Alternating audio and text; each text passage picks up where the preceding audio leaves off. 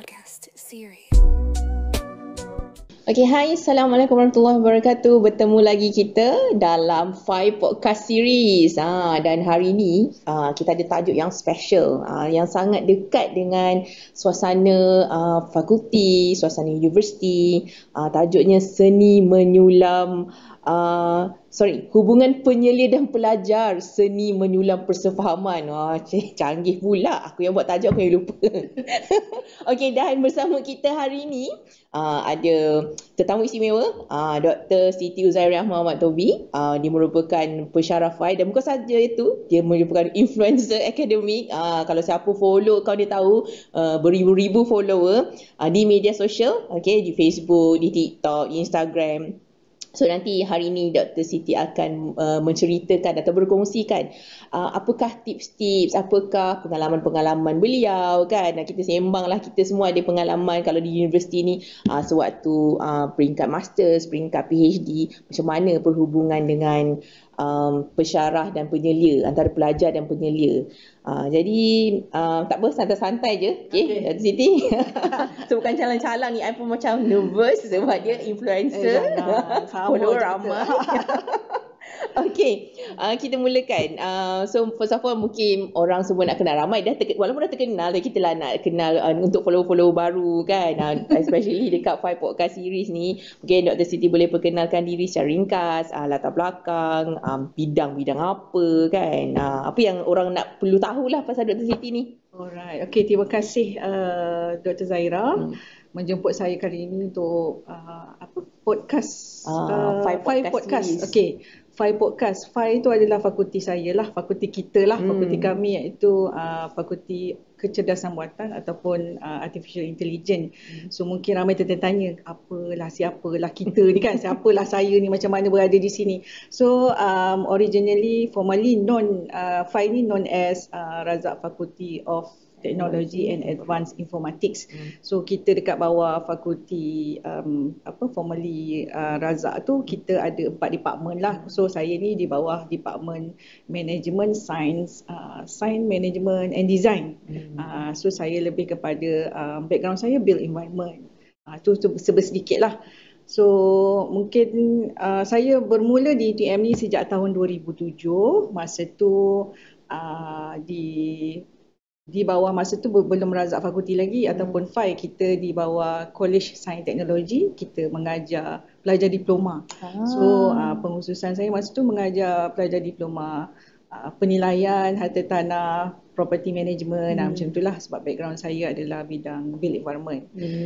So sebelum saya join UTM, saya pernah bekerja selama 8 tahun lah di industri lah, maknanya buat bidang saya itulah. So saya 7 tahun di Majlis Bandaraya Shah Alam sebagai pegawai penilaian dan pengurusan harta. Kemudian 1 tahun di Universiti Malaya, bukan sebagai pensyarah tetapi sebagai pegawai pengurusan harta juga. Lepas tu barulah dipinang oleh pensyarah saya. Masa diploma dia pinang, dia kata kita nak pensyarah yang ada pengalaman industri. So saya pun mohonlah ke UTM. Itu sedikit lah tentang saya. Okey. Itu yang cerita dia yang skema-skema lah. Sebagai pensyarah kan. Tapi macam saya cakap tadi, dia dalam ramai-ramai pensyarah dekat FAI ni, saya boleh kata dia yang paling popular. Dari segi follower di media sosial lah. Jadi saya nak tahu apa sebenarnya daripada pensyarah yang biasanya mengajar kat kelas. Biasanya saya sebagai bidang dalam ditugaskan untuk buat marketing ni, selalu mencabar lah kalau nak minta pensyarah ni nak buat konten dekat social media, FAI dan sebagainya. Tapi Dr. Siti sendiri kan dah ada pengalaman. Jadi boleh tak Dr. Siti sharekan macam mana datangnya minat ataupun datangnya ilham nak berkongsi secara terbuka di media sosial? Okey. Saya rasa saya ni minat berlakon ataupun minat orang kata pementasan teater, tak adalah masuk teater pun daripada sekolah rendah lagi. Maksudnya daripada sekolah rendah tu, kalau cikgu kata kita nak buat hari kanak-kanak ke hari guru ke, so kita perlukan drama pendek, saya lah orang yang akan cikgu saya gitu. Suka kan jadi nenek tua lah apalah. Saya memang minat lah benda tu daripada kecil. Sampai ke sekolah menengah, so masuk pentomen apa semua tu, masuk debat. So benda tu saya suka, dia macam hobi lah, minat. Selain daripada biasalah kita masuk sekolah bersama penuh, kita kena belajar lah kan, so benda tu macam stres. So macam mana aku nak channel stres aku ni, so kita nak channel stres tu, kita buatlah benda yang kita suka. So itulah permulaan dia. Jadi bila dah lepas tu bila maksudnya sampai saya bekerja lah, bila bekerja pun kalau ada lakonan-lakonan, ada macam event-event yang perlukan short-short, yelah macam tu lah saya cakap, cerita-cerita lawak ke, lakonan ke kan, pantomime ke, sampai saya bekerja di industri pun kita buat juga benda-benda tu. So itulah permulaannya. So memang saya minat lah daripada awal. Cuma bila kita dah jadi profesional ni, macam lecturer lah, so kita kena ada boundary lah kat situ kan. So saya pun masa social media ni sebenarnya, kita zaman saya belajar dulu, masa tu Facebook belum ada lagi. Masa tu kita ada, saya belajar tahun bila 2009 kot. Masih muda sebenarnya. 2008 dah tua dah. Almost BMW 5 Series Humble gitu. sangat dalam cerita ni. Jangan saya kena kecam lagi. Tak sanggup kan. Dah menjadi follower, dah beramai follower ni. So lepas tu masa tu zaman kalau Dr. Zaira, mungkin kalau kita seangkatan lah, saya tak tahu Dr. Zaira BMW berapa series kan. So saya lebih masa tu kita MySpace, Blogspot. Rakan sebaya lah. Rakan sebaya lah kan. Masa tu kan saya pun buat lah. Lepas tu datang Facebook. Masa tengah belajar ada Facebook. So buat PhD ni dia sebenarnya perjalanan yang lonely. Kita tak ada kawan. Macam kalau kita nak spend masa selalu pun tak boleh sebab kawan-kawan kita pun sibuk. So I channel my loneliness, my stress tu through social media lah, dekat Facebook, dekat Blogspot. Saya buat blog. Tapi sayangnya blog tu sebenarnya supposed to be catatan harian saya sepanjang saya buat PhD. Tapi sebab saya begitu kecewa saya tak dapat 36 bulan tu, padahal saya buat PhD 42 bulan. Submit, hardbound, siap viva semualah. Lagi 6 bulan je kan. 36 bulan tu sebab dah set target, saya delete Blogspot saya tu. Rasa macam lepas tu baru menyesal. Emosi masa tu. Emosi betapa lah kan. So lepas tu buat Facebook. So Facebook tu, tapi Facebook tu memang personal lah, tak ada kena-mengena dengan dunia postgrad. Kemudian bila masa buat PhD tu banyak cabaran yang kita rasa benda ni kita nak share dengan orang. Pada masa tu saya rasa cabaran saya ialah research methodology. Saya kata aku beli 20 buku, kenapa semua author ni cakap benda yang berlainan? Tak mungkin dia orang yang salah, ni mesti aku yang salah. Faham. Saya kata saya berazam lah nak buat buku. So buat buku, lepas tu balik habis PhD, buat buku. Siapa nak beli buku aku ni tak terkenal kan. Orang tak tahu siapa dia ni apa kan, apa kepakaran dia. Lepas tu saya masuklah kelas-kelas orang kata marketing, business. So dia kata a good business card ataupun platform yang you boleh, a good business card, dia kata book. So saya buat buku, tapi saya tak tahu macam mana nak pasarkan kan. Sebenarnya tak ada niat pun nak pasarkan. Niat masa tu macam nak share saja. Buku, kalau ada yang pernah beli buku version saya yang pertama tu, memang nipis, boleh masuk, besar-besar ni je. Memang boleh masuk dalam beg tangan. Memang nipis, dalam 50-60 muka surat macam tu. Jual pun RM30. Memang tak ada niat apa-apalah. Niat masa tu untuk share saja. Tak sangka buku tu habis dijual dan saya rasa saya perlu upgrade kepada better version lah, format dan sebagainya.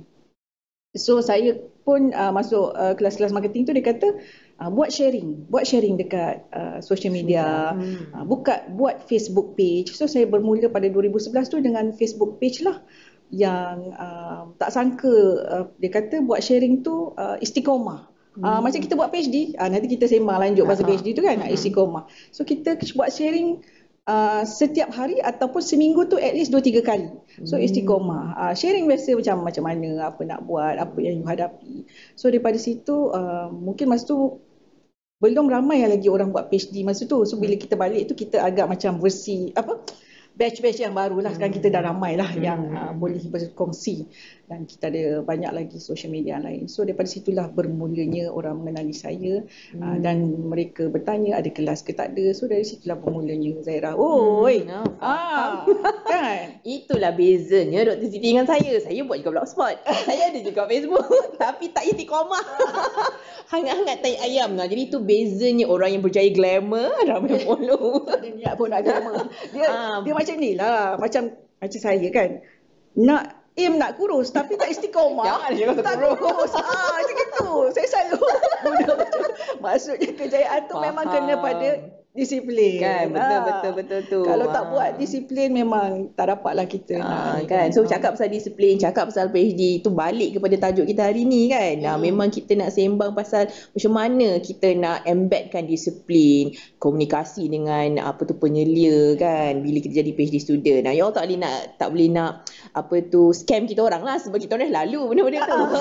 Kami dah pernah kan. Cuma sekarang nak berkongsi lah, dan kita panggil orang yang memang dah membukukan dan juga berkongsi di social media. So sekarang ni untuk kongsi dengan follow-follow Fai pula. Jadi bila kita cerita pasal PhD ni kan, cuba Dr. Siti cerita lagi lanjut pengalaman masa jadi pelajar PhD dululah. Okey. Ada hubungan yang macam mana dengan penyelia, okey ke tak okey ke, love hate ke macam mana? Jangan buka sos tau, tak boleh. Okey. Silakan.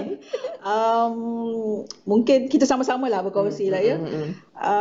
Saya punya supervisor ni, saya memang belajar di UK, di Salford University di Manchester, United Kingdom. So supervisor saya bukan orang putih. Supervisor saya walaupun dia warga negara UK, tapi dia adalah asal daripada Sri Lanka. Sri Lanka. So nama dia adalah Profesor Dilanti Amaratungga. Itu nama dia. Memang well known lah kan. So berbalik kepada kisah kita bermula buat PhD dulu kan. So supervisor ni, saya ni dia punya macam ni perhubungan tu sangat profesional. Sampai sekarang saya tak ada nombor telefon handphone dia. Daripada belajar sampai sekarang tak ada. So kita memang hanya berhubung melalui email dan juga kalau perlu telefon ke bilik dia lah di pejabat. Dan supervisor saya pun sangat disiplin juga. Sebab pernah kalau ada dia dipanggil untuk share pasal macam mana you manage student you yang ramai kan, 20 lebih, you ada research center kan, 30 lebih student you. So dia kata dia memang ada disiplin juga, di mana setiap hari Rabu, saya tak ingat lah, Rabu ke Selasa macam tu, dia memang akan allocate masa tu, katakan seminggu sekali atau seminggu 2 kali. Dia akan jumpa kita dalam sebulan tu 2 kali, setiap 2 minggu. So setiap hari Selasa atau Rabu memang dia dah allocatekan, itu ialah hari dia jumpa pelajar dia. So daripada pagi sampai petang memang penuh dengan appointment pelajar. Maksudnya kalau dia ada tiba-tiba fakulti panggil meeting ke apa, dia memang akan tolak. Sebab dia kata dia memang, tapi dia perform lah, maksudnya macam bukanlah orang kata, maksudnya dia berisik lah, dia tolak benda tu, dia tolak secara baik sebab, dan memang orang dah acknowledge lah benda ni. Jadi daripada pagi tu kita dah set lah pukul 8, siapa pukul 10 siapa, so penuh jadual dia. So dia menghormati dan tidak pernah cancel lah unless dia sakit. Kalau dia perlu bercuti di luar negara atau pergi conference, dia akan maklumkan lebih awal. Sebab kalau saya tak tahu Zaira belajar di mana, tapi macam kalau supervisor kata dia tengah cuti atau tengah conference, kalau dia reply yang kata email I will not in the office, dia want to reply, memang dia takkan entertain kita. So kita hormat, especially kalau dia orang cuti waktu sama. Samalah dia orang. So memang kita hormatlah kita punya perhubungan tu. So maksudnya kita berdisiplin, dia pun berdisiplin.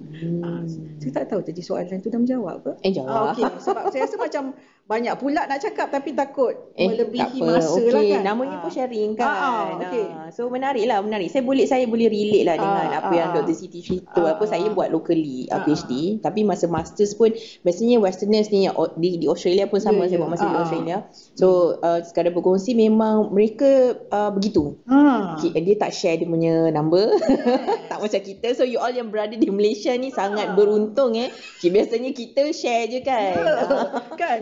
Lepas office hour pun mereka bertanya juga kan. Tapi that kind of macam, tapi tidaklah kita orang kata ketinggalan dalam kita belajar tu. It's kind of very professional and we respect each other punya responsibility, boundary. If they expect to have something from us, kita deliver. Dia orang pun deliver juga. So it's kind of tak headache sangat lah dekat part tu. Macam ideal ke? Kau tak pernah menangis, Zaira? Awak pernah menangis tak? Ingat. Pernah kot. Pernah, jangan hati pula. Saya pun pernah juga pernah menangis. Kalau ikutkan, kalau saya boleh share, jangan cerita kau lain tahu. Rahsia. Cerita dia macam ni lah, dengar tak? Saya pernah menangis 2 kali lah. Macam yang tu memang saya tak boleh kontrol. Macam sedih gila. First tu sebab saya tak ingat yang tu first ke apa. Yang tu paper kena reject. Pertama kali hantar kat jenah. Lepas tu kan Macam teruknya. paper ku kena reject. Lepas tu macam tu bukan first year pun. Macam third year kot. Third year kan macam. Lepas tu kan saya macam dekat kita ada macam workspace. Workspace saya tu ada dalam 50 lebih pelajar PhD. So kat situ lebih banyak student international. So ada lagi satu workspace tu banyak kawan-kawan Melayu lah. So saya pun pergilah masuk bilik kawan Melayu tu kan. Kak, paper saya menangis kat depan jujur. Macam bila sekarang fikir balik macam kelakar je. Biasalah kena reject kan. So yang risau nangis tu biasa macam tu. Untuk supervisor pula, saya rasa saya pernah menangis sekali kot sebab dia macam ni. Supervisor saya tu macam saya cakap lah, dia profesional. Masa kita buat PhD, supervisor kita yang isi kita punya progress report yang memberi markah sebab kita pekerja kaitan kerajaan kan. Dia ada KPI. So markah tu kan kalau tak 80 dia macam tak naik gaji gitu kan. So kalau ikut supervisor saya punya interpretation, kalau 80 tu kau excellent. So dia tidak menganggap saya excellent lah. Sebab dia kata excellent tu means excellent lah. Mungkin kau publish kepada Scopus ke WOS ke kan. So dia tak bagi markah saya 80, mesti markah 70 lebih.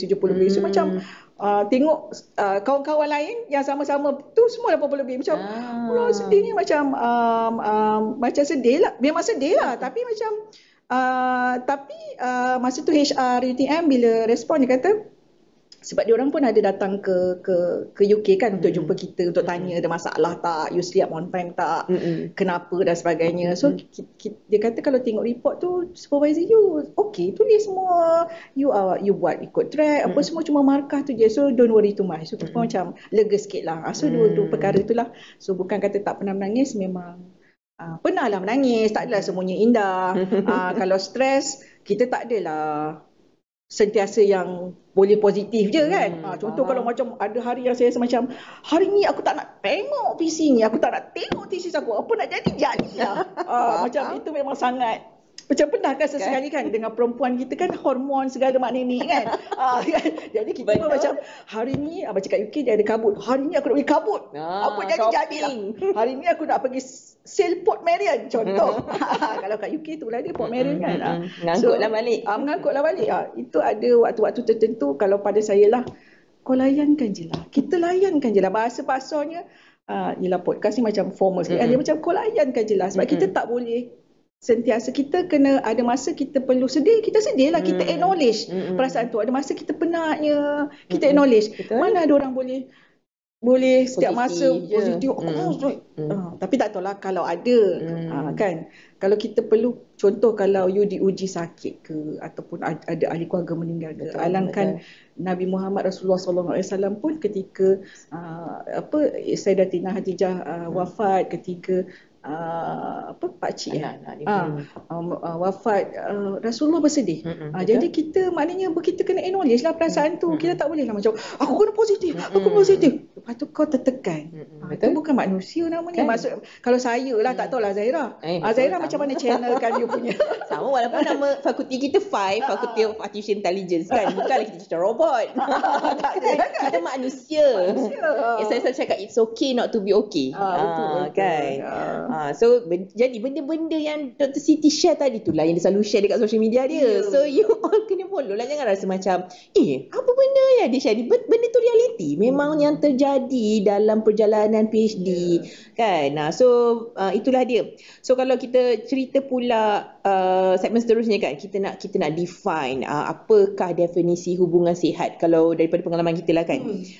Macam mana kita nak kategorikan daripada pengalaman Dr. C sendiri dan juga observation kawan-kawan dan penjelma-penjelma lain contohnya kan. Sekarang sewaktu menjadi pelajar dan juga sekarang bila kita pula dah jadi penjelia kan. Macam mana kita nak define, kita nak kata hubungan tu okey ataupun hubungan tu sihat? Okey, alamak saya macam rugi pula tak bawa buku saya ke sini kan. So saya ada beberapa buku. Satunya tu buku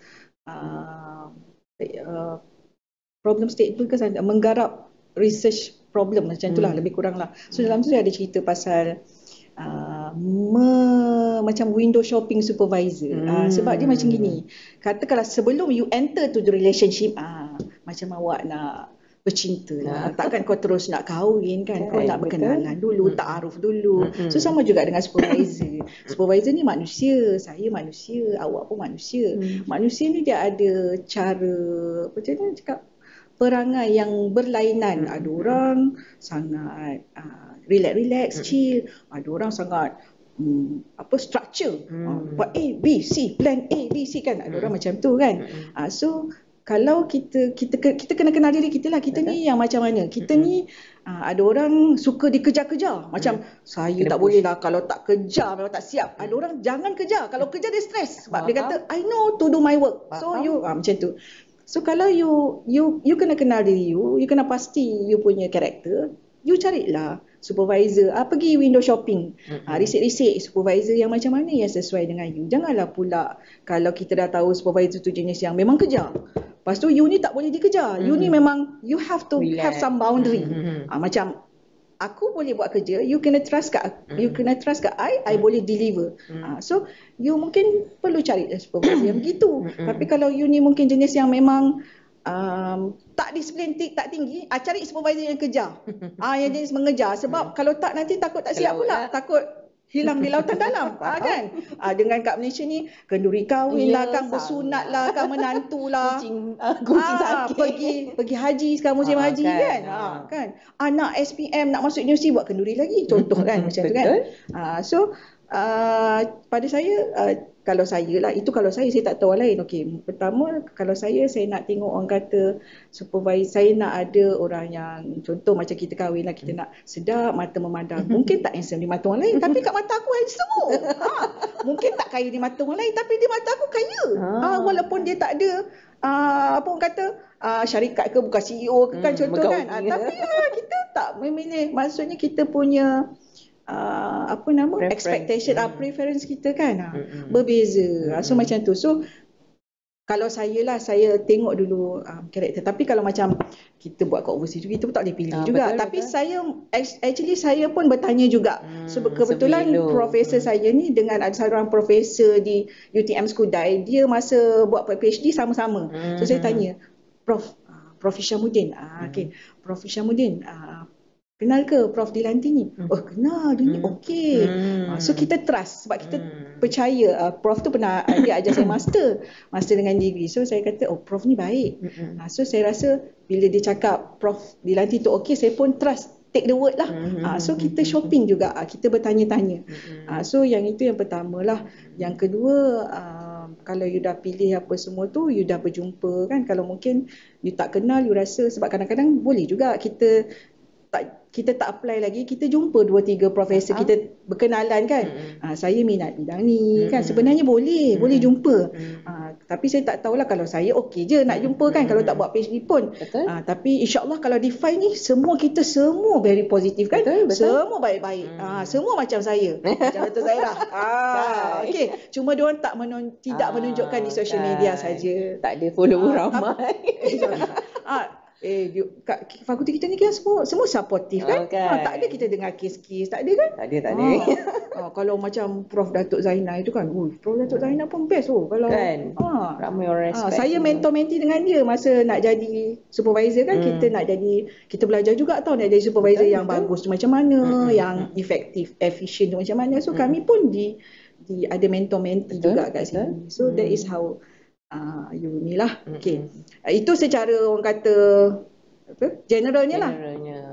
Tapi kalau you nak tu adalah you deliver sebenarnya. Contoh Kalau saya senang je, macam sebab supervisor saya memang ajar macam tu, setiap 2 minggu sekali you datang jumpa, you kena bawa write up. Sebab kalau tak ada write up, you tak progress. PhD is learning by doing.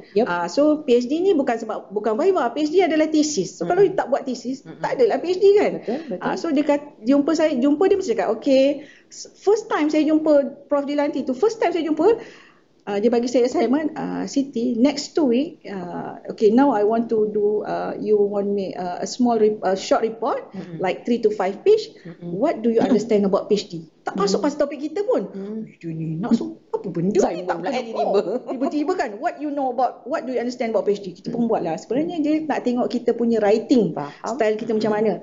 So kita pun hantar. Lepas dia tengok cakap, dia kata, I think you need to attend English class. So dekat Salford University tu disediakan English class untuk postgrad. Bukanlah belajar grammar. Semua tu tak belajar untuk menulis dengan baik. Of writing, untuk argument, debate. So masuklah kelas. So macam, ya Allah, teruknya aku ni sampai masuk English class. Oh, rupanya ramai orang masuk English class tu. Miss Maggie tu cikgu English masa tu lah, tapi sekarang dia dah Dr. Maggie. Boleh search je dekat LinkedIn. So kita masuklah kelas English tu sampailah akhir semester. Ingat akhir semester nak cheat, nak masuk macam dah pandai lah kau kan. Siti, Miss Maggie said to me, not attend the class.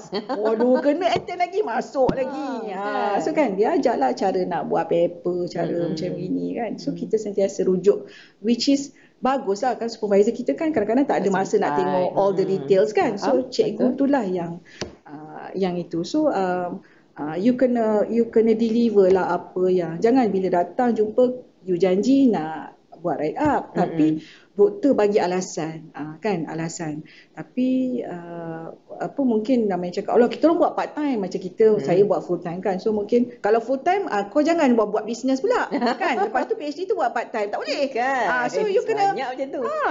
Saya pergi universiti dulu 9 to 3 o'clock, sebab 3 tu petang tu nak ambil anak pukul 3.30 balik sekolah kan. 9 sampai 3 setiap hari kecuali hari Jumaat sampai pukul 12. Macam kerja. Macam kerja. Full time job. Berasa berdosa tau. Duit pembayar cukai, terima kasih pembayar cukai. Kan juta kalau saya nak bayar balik. Tak sanggup saya. Bankrupt. Itulah sebab sedikit. Maksudnya deliver what you promise. Dia macam you dah janji, you dah akad dah. Okay, Prof, setiap 2 minggu kita jumpa, I will deliver my work so we can progress. Lagi satu kan, biasalah supervisor pun manusia, dia lupa. Supervisor saya pun lupa. Saya pun sebagai supervisor lupa. So supervisor saya, dia akan minta saya buat macam catatan. Kalau macam saya dengan student saya akan kata buat minit mesyuarat. Tak payah minit mesyuarat panjang tu. Tak payah. Buat macam apa discuss, what to do next. Satu muka surat je. Lepas tu sebelum you proceed, you bagi minit mesyuarat tu kepada supervisor supaya untuk kadang-kadang dia ingat kita bagi tahu lain, dia faham lain. So bila supervisor tengok tu what to do next tu, oh dia faham. Kalau tak faham kita betulkan. So dekat situ dia Prof, hari tu Prof dah kata dah baca part ni. Kadang-kadang kita lupa. Biasalah kita dah 5 series kan. Ni nak pencen umur 65 katanya kan. Kan seram. InsyaAllah lah kan seram gitu. So bila kita ada minit mesyuarat tu, kita boleh, Prof, kita tak adalah macam nak accuse Prof tu lupa. Prof, hari tu bulan lepas kita dah bincang dapat ni. So Prof kata tak perlu proceed yang ni, kita proceed yang ni pula. So itu sebagai evidence gitu. So diri you selamat, saya pun tak ada rasa macam ofensif, supervisor pun tak rasa ofensif kan. Betul. So saya selalu buat macam tu lah dengan student saya. Itu pun untuk you boleh ada buat tips tu lah. Betul. Saya setuju. Alright. Ada betul lah. Betul. Saya pick a few points daripada apa yang Dr. Siti share tadi kan. Antaranya memang kita kena sentiasa communicate dengan supervisor, dan macam contohnya pelajar kena actually defend your work dan kena ingat apa yang dah di komen sebelum ni kan. Sebab kerana isu yang saya selalu dengar adalah bila jumpa penyelia je, tiba-tiba penyelia ni cerita lain, jumpa lagi sekali penyelia cerita lain. Masalahnya macam Dr. Siti cakap, kita ni kadang ramai student, kita pun bukan yang ingat semua. Dia ni A ni buat apa, B ni buat apa. Jadi kalau you datang dan defend your work, you dah prepare, of course tak adalah mencapah sangat. Tak adalah tiba-tiba kita ni dapat idea baru, lepas tu kita suruh, nanti you akan rasa confused. Itu lagi satu sebab kalau dia orang jarang jumpa kan. 2 bulan 3 bulan pun nak jumpa, kita pun dah tak ingat dah. Lepas tu kita tanya dia pun dah tak ingat. So mula dah datang idea-idea baru tu kan. Sekurang-kurangnya sebulan sekali. Dah tak jumpa tau.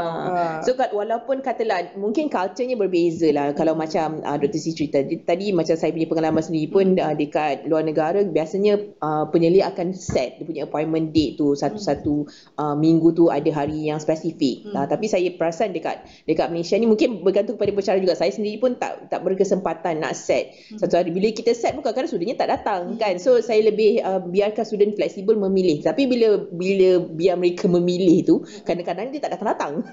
Ya, dia so bila tak datang, kita pula kena cari.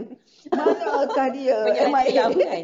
So itulah timbulnya miskom kadang-kadang tu, kesilafahaman. Hari tu kata lain, hari ni kata lain. So sebenarnya it's a work together lah kan. Itu yang cakap kena ada chemistry yang bila memilih tadi tu. Ta'aruf.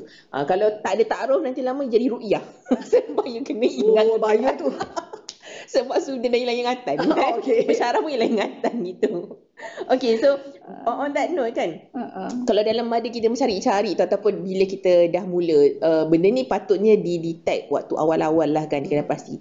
Apakah tanda-tanda lah kalau macam perhubungan tu ada red flag lah, yang macam kita masih ada chance untuk mungkin bertukar supervisor. Tak salah, ramai yang tak nak atau takut tukar supervisor sebab dia rasa macam salah. Benda tu tak salah. It's the right of both party lah sebenarnya. Apakah tanda-tanda yang mungkin kita tak ada chemistry, bukan siapa-siapa dia ni tak bagus, dia ni tak bagus, tidak. Mungkin Dr. Siti boleh share kan? Soalan trap ni. Berat. Sebab kita kena jaga banyak hati dan perasaan. Okay. Pelakon lagi aku ni kan. Ya, memang nampak dah tu. Ciri-ciri pelakon. So red flag okay. Kalau macam Dr. Zaira cakap tadi lah, kita sebenarnya pelajar sebenarnya boleh apply untuk menukar supervisor kalau you rasa tak sesuai ke. Mungkin tak sesuai ni ada banyak faktor lah yang cause dia. So mungkin kita rasa, sebab kadang-kadang kita buat PhD ni kita rasa mula-mula kita nak fokus bidang A, tiba-tiba kita terfokus ke bidang B contoh kan. So mungkin supervisor yang kita dah ada sekarang tu bukanlah pakar dalam bidang B. So dia bidang A. So boleh, tapi mungkin dia tak sehandal contoh Profesor Dr. Zaira. Dr. Zaira bidang B, saya bidang A. So itu satu faktor. So mungkin kalau you rasa adalah lebih baik, boleh je suarakan kepada supervisor you untuk bertukar supervisor dan mungkin mengekalkan you sebagai co-supervisor kan. So itu pun biasa berlaku kan bila bertukar orang kata bidang ataupun topik kepada yang arah yang berbeza. Untuk sekiranya red flag yang macam mungkin you rasa kadang-kadang macam ni lah, supervisor ni dia ada yang doktor, ada profesor madya, ada profesor, belum cerita lagi mereka juga memegang tugas-tugas admin, ada setengah daripadanya. So mungkin ada yang agak sangat sibuk. Bukan agak sibuk, memang sangat sibuk dengan dan kami lagi kerja-kerja komuniti lagi. So ada banyak tugas-tugas lain, KPI lain yang perlu dicapai. So to be honest ni kalau saya mungkin saya rasa sebab saya ni wanita, perempuan, jadi saya memberi boundary kepada diri saya untuk tidak terlalu orang kata lebih bekerja di lain-lain itulah, supaya saya pun ada masa untuk family. So mungkin contoh kalau lelaki, so kita bukan cerita pasal gender bias kali ni. Mungkin kalau lelaki dia mungkin tak perlu urus rumah tangga, tapi ada je lelaki yang urus rumah tangga. Janganlah kejar saya, okeylah kan. Jangan kita maksudnya kalau macam wanita, kita kan kalau kita ibu, kita isteri, kita ada banyak role yang lain, topi nak pakai kan. So itu kesibukan daripada wanita. Kalau lelaki mungkin dia mungkin sibuk dengan benda-benda yang saya cakap lah, admin dan sebagainya. Tapi ada juga wanita yang kat tempat kita ni yang sangat terkedepan kan. So mungkin dengan kesibukan tu you rasa mungkin you ni jenis yang perlu untuk jumpa supervisor kerap. So you rasa macam tak cukup masa. You prefer supervisor yang mungkin boleh bagi you masa yang mudah dihubungi, boleh jumpa kerap. So you rasa mungkin disebabkan tu you rasa nak tukar supervisor. Boleh juga sebenarnya. So ada banyak sebab lah. So you rasa mungkin bukanlah supervisor you yang busy sangat tu tak boleh jumpa you, tapi masa dia mungkin tidak banyaklah berbanding mungkin compare kita bayangkan profesor contoh kita bagi contoh doktor yang baru masuk dengan profesor kan lain lah sebab dia dah profesor dia dah well known, reputable, orang panggil sana sini, bagi talk, bagi yalah peringkat polisi dan sebagainya. So masa dia tu memang limited lah. Dia diperlukan oleh masyarakat, oleh yalah banyak stakeholder. So mungkin you rasa macam you rasa tak cukup untuk itu. So you boleh je cari ataupun you cari co-supervisor macam kita boleh sampai 2-3 co-supervisor dan kita pun kadang-kadang boleh ada setengah PhD kita sebab kita ada banyak jenis PhD kan, PhD industri, PhD engineering doctorate, so professional practice. So boleh juga kita perlu ada supervisor daripada industri ataupun daripada universiti yang berbeza kan. So different university pendekatan dia pun berbeza, tak sama, betul tak Zaira? Betul. Itu you setuju dengan I tau. Itu sekali kita kena bersekongkol. Sama kan gaduh pula kat sini. Tapi kalau bersembang dengan Dr. Siti ni, kalau saya tanya semua soalan yang senarai sampai besok pun tak habis. Kau apa dah kita dah ada masa dah. Tak apa. Jadi saya skip lah beberapa soalan tapi masih lagi dalam konteks penyelia pelajar ni lah kan. Berbalik kepada Dr. Siti punya peranan sebagai influencer lah dikatakan kan. Bila banyak kongsi mengenai research method, mengenai PhD ni, pernah tak dapat DM daripada follower, daripada peminat-peminat contohnya DM yang genuine yang kata, yang menceritakan macam dia stuck dengan penyelia, ada masalah dengan penyelia. Pernah tak dapat soalan macam tu? Adalah. Dia macam macam mana nak cakap ya, dia ni kan macam saya cakap lah, karakter. Mungkin ada orang macam contohnya saya ni garang tau kalau jadi mak kan, mak kan saya ada orang dia sabar dengan anak dia kan, saya tak boleh, saya kalau anak saya tak boleh mama gitu macam itu, macam singa tau macam itu. Tapi ada orang sabar kan, macam adik ipar saya tu tengok kan, dia ni macam lembutnya, dia tak pernah marah ke. Lepas tu tanya kat anak saya, awak tak pernah ke pergi rumah aunty tu, masa kat rumah aunty tu tak pernah ke tengok dia marah sepupu awak? Ada mama, tapi dia marah tu macam tak marah, dia marah lembut macam mama kan. Dia macam dia karakter tau, dia karakter. So mungkin karakter tu menyebabkan kita, jiwa kita tak boleh terima kan, hati tisu kan. Ada orang macam itulah, ada orang supervisor yang lemah lembut, ada orang itu bukan supervisor tau, itu individu. Karakter dia lemah lembut, macam okey, macam mana hari ni kan, okey ada masalah apa. Ada orang mungkin supervisor yang firm, dia firm kan, macam next okey macam mana awak, very firm. So kalau you rasa tak suka, you change lah, sebab yang penting hati. Kalau hati kita tak happy, apa pun tak jadi kan. Dia masalahnya hati ni, kita boleh ada kuasa atau power untuk kita buat kerja bila kita happy dengan kita marah. Kalau kita marah, kalau saya marah, bersih rumah saya. Produktif. Semua aku kemas. Cuma bunyi ni kuat sikit lah. Tapi result ada. Pinggang mangkuk tu kelentar-kelentar sikit. Contoh kalau you macam, aku tak boleh ni supervisor aku cabar aku ni. Okey tak apa, kau tunggu. Aku siapkan paper ni. Siap. Marah kan. So sedih, marah ada energi. Apa yang tak ada energi Zaira? Sedih, marah, happy. Sedih tak ada energi. Kita kalau sedih kita lemah je lemah, kita tak boleh bergerak. Kita tak ada energi, kita macam tak ada power. Kalau marah ada power, dahsyat marah ni. So tapi bukanlah kita nak suruh dia marah.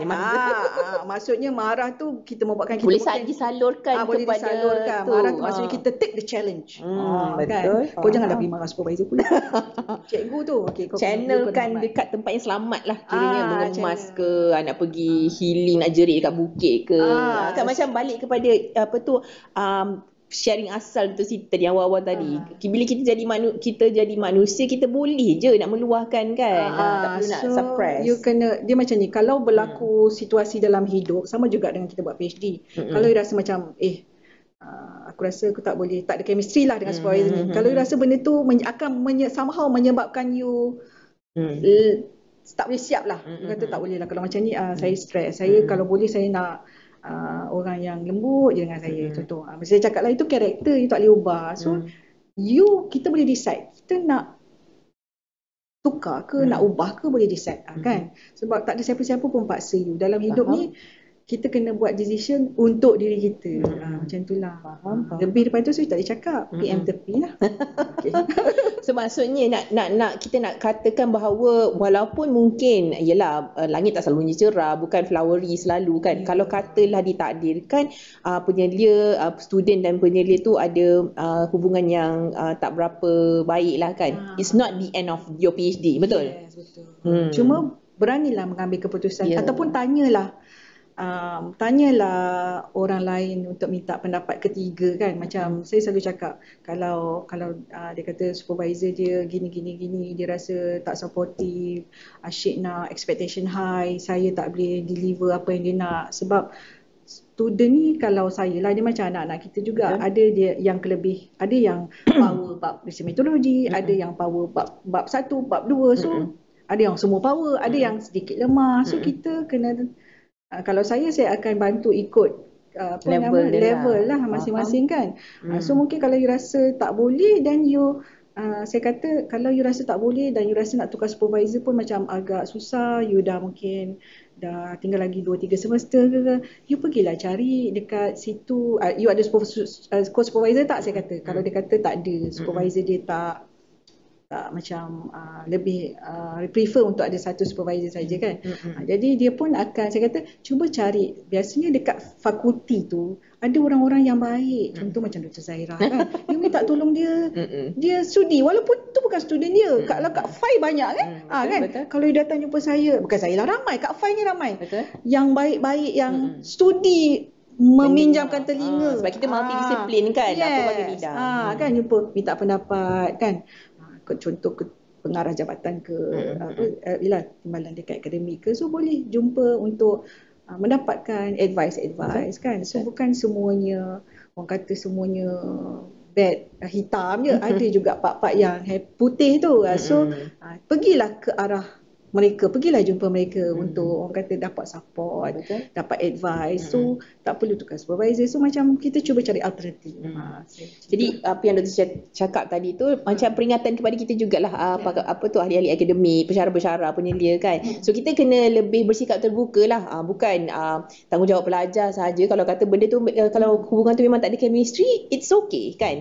It's okay. Bukanlah macam kalau dari segi perkahwinan ada orang bercerai-berai, memanglah benda tu tak best, tetapi dibenarkan pun, dan tak naklah kita nak suffer sampai di end of PhD. So boleh saja lebih bersikap terbuka dan boleh move on lah kiranya kan. Kalau tak bertahun-tahun nak siapkan PhD tu. Even kalau saya rasa macam kadang-kadang student saya macam bila saya nak meeting dia postpone kan, saya pun tanya dengan dia, you ada masalah dengan saya ke, you rasa saya tak sesuai ke, ataupun you nak tukar supervisor, saya okey, boleh kan. Nanti dia come back lah, tak doktor, sebenarnya masalah ni saya sebenarnya gini-gini. So saya akan tanyalah kalau dia memang rasa, ataupun tiba-tiba dia tukar area, saya kata area ni macam kurang sesuai lah dengan saya, sebab yang ini Dr. Zahira lebih mahir. So why not, kalau you rasa nak, I okay untuk sign borang untuk tukar supervisor. Saya kata macam tu, saya boleh remain jadi co-supervisor. Betul. So macam itulah, kita pun kena macam saya dah cakap lah, betul lah Ansu jugalah kan. Kadang kita tak perlu nak take things personally lah kan. Okay, so dah panjang lah cerita, macam-macam tips dah. Mungkin akhir sekali lah, kalau Dr. Siti boleh bagi satu pesanan lah untuk pelajar-pelajar PhD ni, especially berkaitan dengan komunikasi ataupun perhubungan dan penyelia, apa yang hendak dipesan kepada mereka ni? Jangan MIA, tu je. Jangan MIA. Deliver what you agree, both of you agree. Maksudnya bukan agree je sebelah pihak je, yang both of you agree tu you deliver, supaya you boleh gain the trust. You gain the trust of your supervisor, supervisor gain the trust, you punya trust. Sebab ada masa-masa kita bukan 3 tahun 4 tahun kita buat PhD tu kita sihat walafiat. Ada masa-masa memang kita jatuh sakit, ataupun ahli keluarga kita jatuh sakit. Bila trust tu dah ada, if something bad happen yang memang menyebabkan you tak boleh nak continue PhD you sebulan ke 2 bulan ke 3 bulan, dia memang genuinely akan respect you, akan bantu selagi yang boleh kan. Sebab trust tu dah build lama. Bukan setiap kali jumpa missing. Jadi kita pun macam supervisor pun tak happy lah. Betul ke budak ni? MC kan, contoh. Kan? Jadi kalau macam kita dah build trust tu, sekiranya berlaku sesuatu yang memerlukan kita tak boleh nak meneruskan pengajian dalam masa yang pendek ke panjang ke, supervisor kita akan faham. Itu yang penting. So daripada situ kita dapat support dia pula. Dia support kita dengan lebih baik, support sistem tu. So baru kita boleh maksudnya kita lepas kita balik tu kita pun dapat meneruskan hubungan dengan gembira. So itu je lah tipsnya. Okay, setuju sebab relationship penyelia pelajar ni kadang-kadang dia macam cermin kan. Macam mana you treat the other person tu kadang-kadang itu yang reflection pada you balik kan. Betul, saya setuju sangat-sangat lah dengan apa yang Dr. Sri kongsikan lagi. Jadi saya rasa itu saja untuk hari ni. Terima kasihlah banyak-banyak lagi sebenarnya boleh ditanya dan diceritakan. Tadi kalau tu macam Dr. Siti kata tadi, boleh PM tepi part 2 ke, ataupun boleh follow Dr. Siti dekat dia punya social media, banyak tips-tips, kisah-kisah, dan you all janganlah trigger dengan kisah-kisah dia tu. Dia menceritakan semula apa yang biasa terjadi. Kadang-kadang tu lawak-lawak je. Tak adalah nak jadi netizen kan. Tak adalah kita macam menjiwai apa yang pelakon drama. Janganlah, maknanya drama ai berkesan kan. Akhirnya tak autograph lepas ni. Okay, itu saja. Maaf salah silap sama-sama lah kita. Alright. So itu saja buat kali ni 5 podcast series. Semoga dapat manfaat dan boleh dijadikan pedoman lah, especially untuk pelajar-pelajar dan penyelia-penyelia. Bukan sahaja di FI dan semua sekali di luar sana. Okay. Bye. Assalamualaikum. Selamat maju jaya semua. Assalamualaikum. Innovating intelligent future.